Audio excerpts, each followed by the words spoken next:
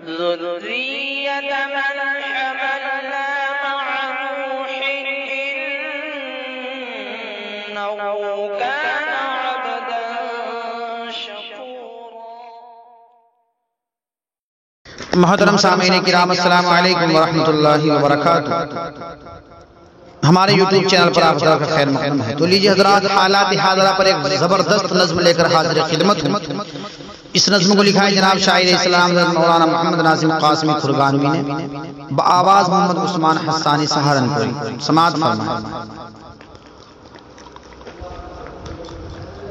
لگ رہا ہے سارا عالم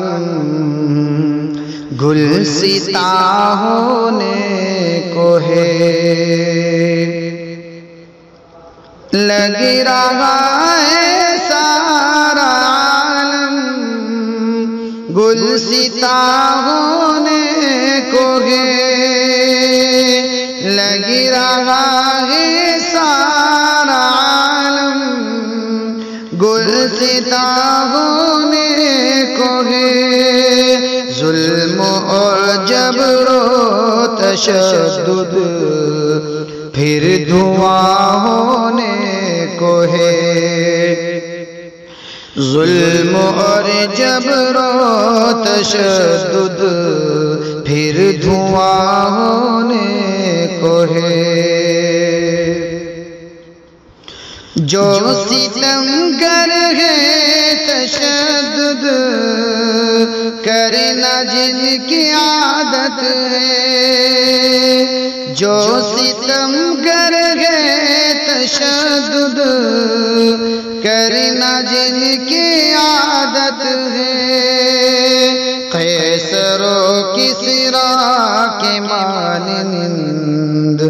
بے نشاں ہونے کو ہے، قیصر و کسریٰ کے مانند بے نشاں ہونے کو ہے، لگ رہا ہے سارا عالم گلستہ ہونے کو ہے، اہل حق کی دیکھ کر کے بامرادی چار سو، اہل حق کی دیکھ کر کے بامرادی چار سو، دن بدن حیران سب ہی دشمناں ہونے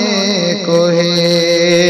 دن بدن حیران سب ہی دشمناں ہونے کو ہے،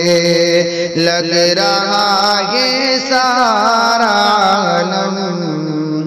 گلستہ ہونے کو ہے، مٹ جائے گی یقیناً ظلمت شب ایک دن، مٹ جائے گی یقیناً ظلمت شب ایک دن، چار سو ہوگا اجالا وہ سما ہونے کو ہے،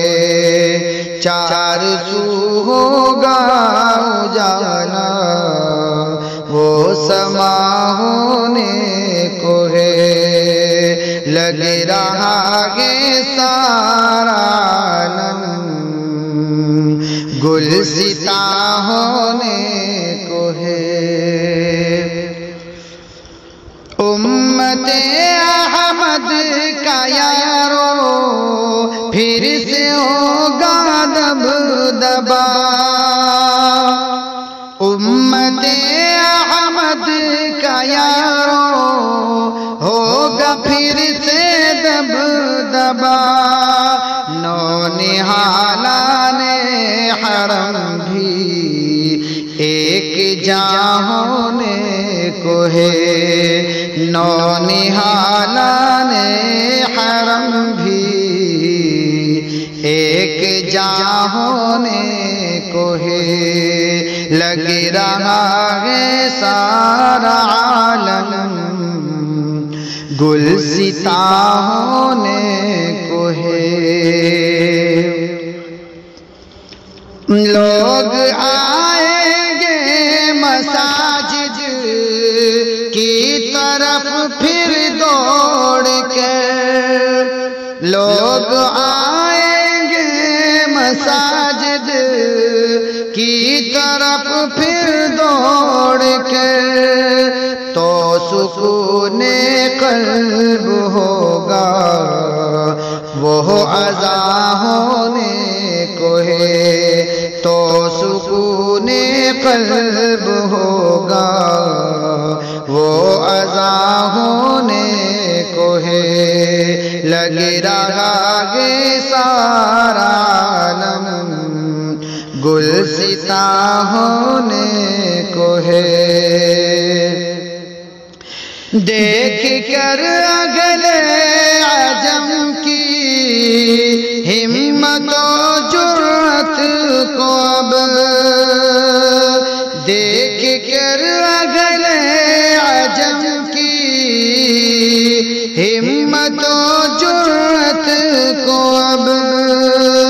مستعد اہل حرم بھی